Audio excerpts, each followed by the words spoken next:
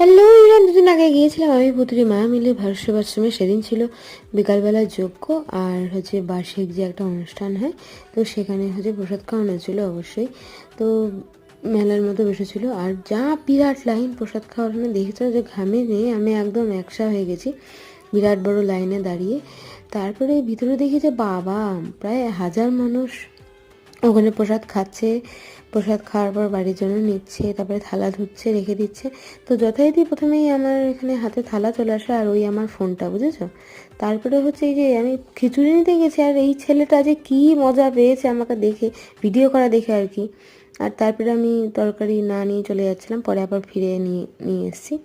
তো তারপরে আমি তরকারি একটু মাকে দিয়ে দিয়েছিলাম, খাওয়া মোটামুটি শেষের পথে। তারপরে ওখানে অন্নপ্রসাদ দেওয়া হচ্ছিলো, সেটা পুতুলি দেখো না প্রণাম করে ফু ফু দিয়ে খাচ্ছে, যদিও ওটা ঠান্ডাই ছিল।